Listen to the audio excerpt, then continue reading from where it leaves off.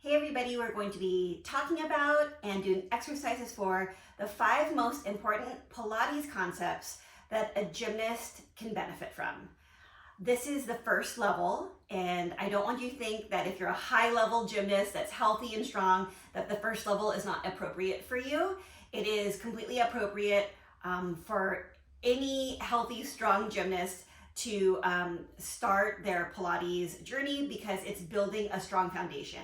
And these exercises are going to feel easy, but I want you to be really careful that you're getting the nuances of the exercise, because that's the most important part about these Pilates exercises. It's like the golden nuggets of how you should be making the movement happen, what should be happening and shouldn't be happening when you're doing certain exercises.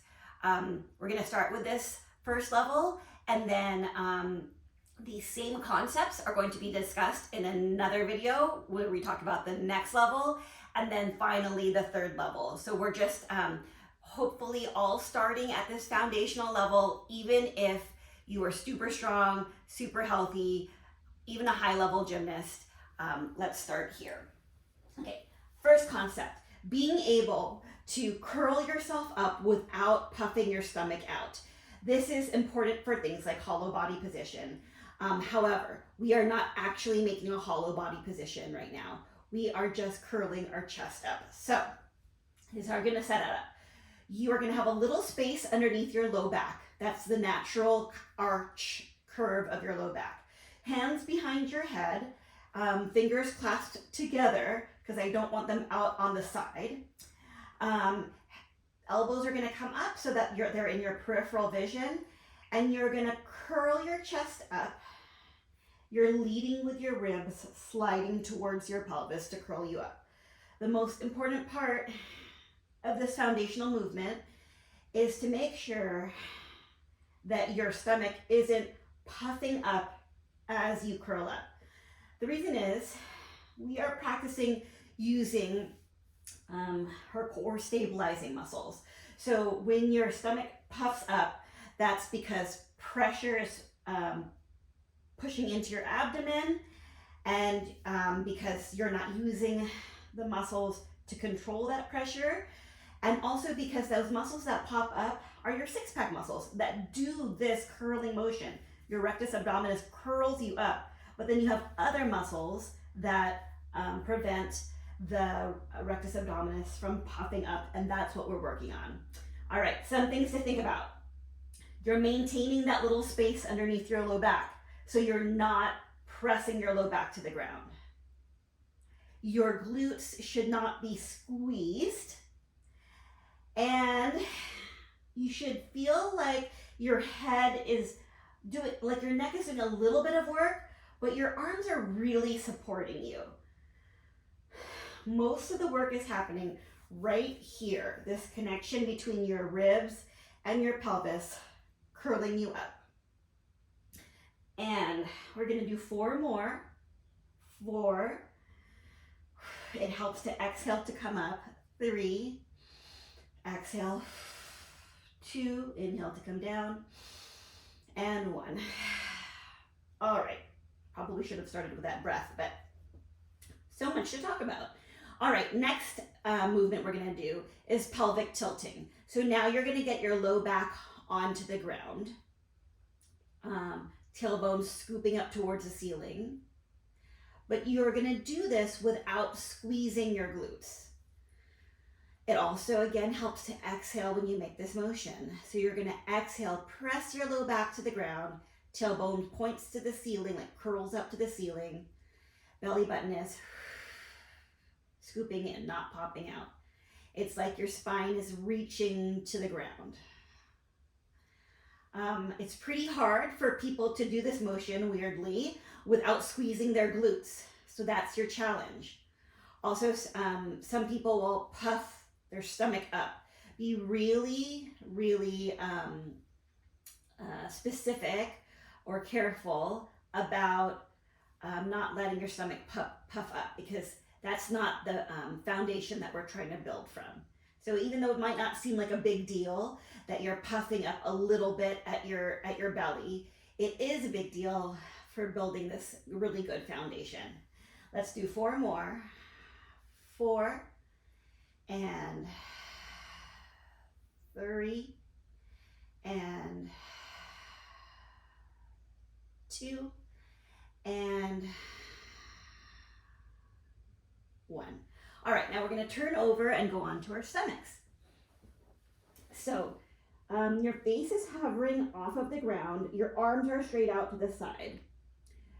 Even though you're lifting your chest up a little bit, the back muscles should be relatively relaxed. They're not super tight here. Why? Because you're supporting from the front.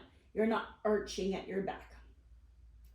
Arms straight out to the side, and you're going to lift your arms up and down, kind of like you're flying. Your chin is not popped up like this. You're looking straight to the ground. You should feel like there's a little space underneath your stomach, like an ant could crawl under. You should also not be feeling like you're making this motion happen by pressing your pressing your thighs into the ground. There's a reaching motion through your feet, like your feet are being pulled to the wall underneath you. As you lift your arms up and down, think like your shoulder blades are the ones leading this motion.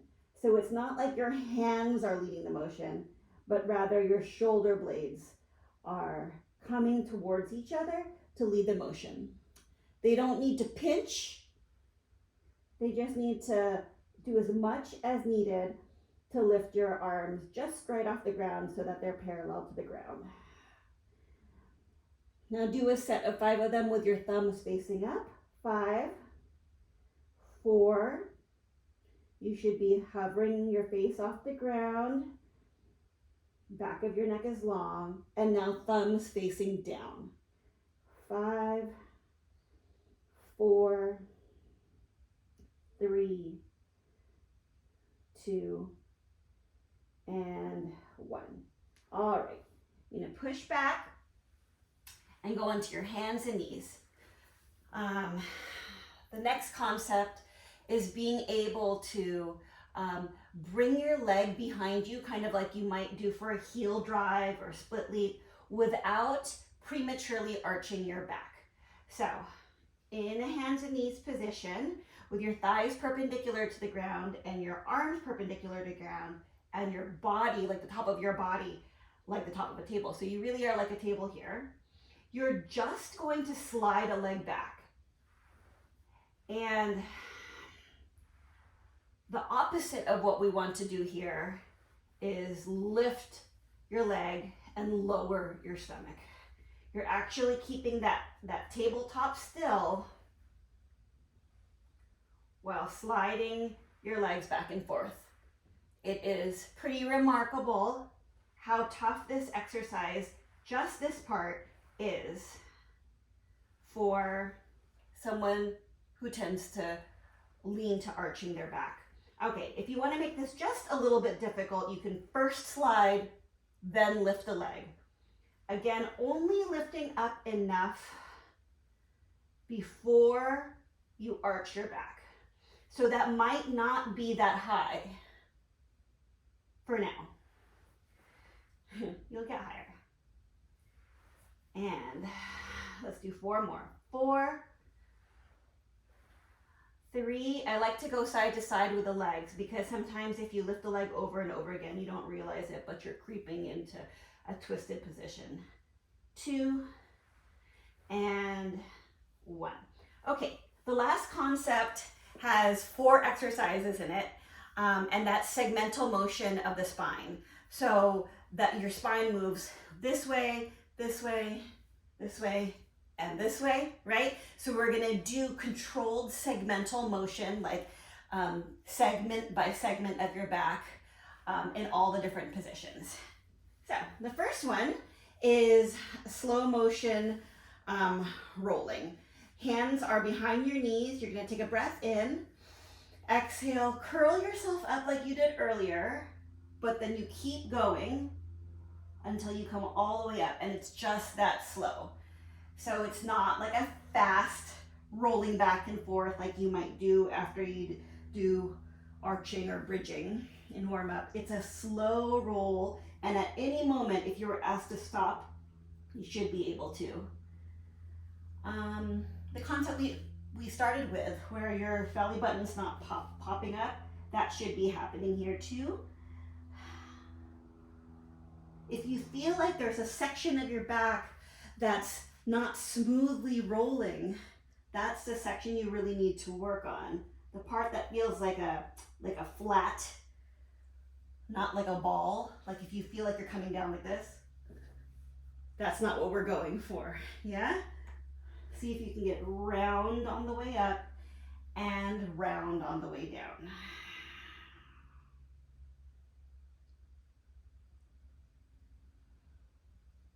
It helps to exhale to make the hardest parts of the motion easier. All right. Now for rotation, we're gonna lie on your side.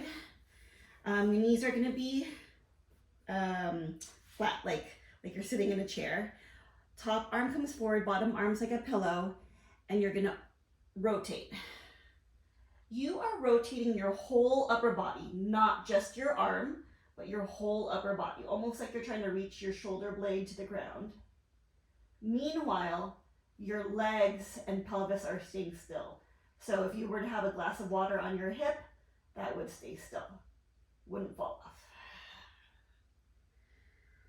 Let's do that 3 more times. You can use your breath here to increase your stretch by inhaling as you've rotated, and use your exhale to initiate the core to help you close that opening. This exercise is called book opening. So we're like a book that we're opening, and then book close. 1 more. Inhale to open. Exhale to close. And of course we have to do the other side. So switch sides and inhale, open.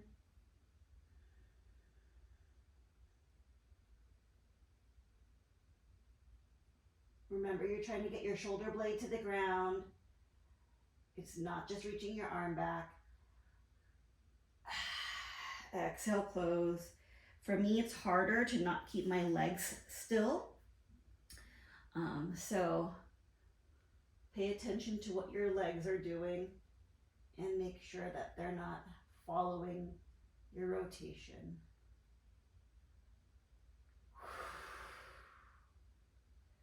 You should feel pretty good. Inhale to open. Know that it can feel good and be really kind of like a nourishing motion for your spine, and a good way to gently turn on your core muscles, especially as you control yourself when you rotate, and then when you initiate your return back. All right, so we did rounding forward, rotating, and now we're gonna do arching. So lie on your stomach, hands by your shoulders. Reach your elbows towards your ankles and just lift up your upper back. Wanna focus on getting this like kind of like a seal stretch motion, which is called swan in Pilates, but only the upper back, because it's pretty common to just rely on your lower back to make this happen, because lower backs are better at extending. But let's get as much motion through the upper back as we can. You are not squeezing your glutes here, not pinching the cheeks. You are supporting a little bit from underneath, belly button scooping up just a little bit so that it can keep you from arching your back. Let's do 2 more. 2 and 1. All right, so we went rounding forward, arching back, twisting, and now we're gonna side bend. So bring your legs off to the side, bring your arms out, tilt over, and stretch the side of your body here. A stretch that doesn't really happen a lot in gymnastics, but you do get tight along here.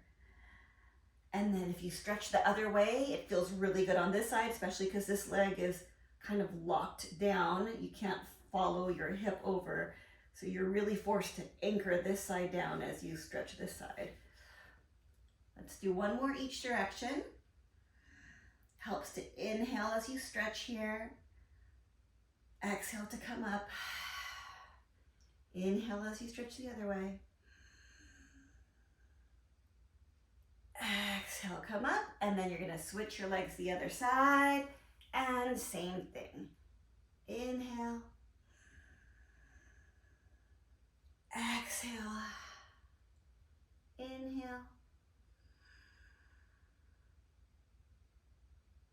Exhale. Inhale. Exhale. And 1 more.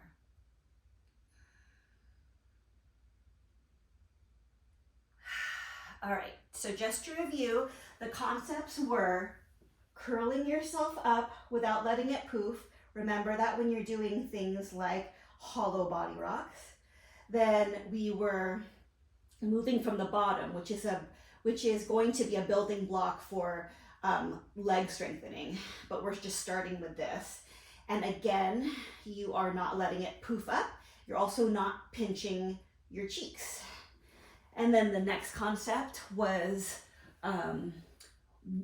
opening up your chest and strengthening between your shoulder blades, a direction that doesn't get a lot of attention in typical gymnastic conditioning, but is super important for shoulder strength, which you need for so many things that we do in gymnastics.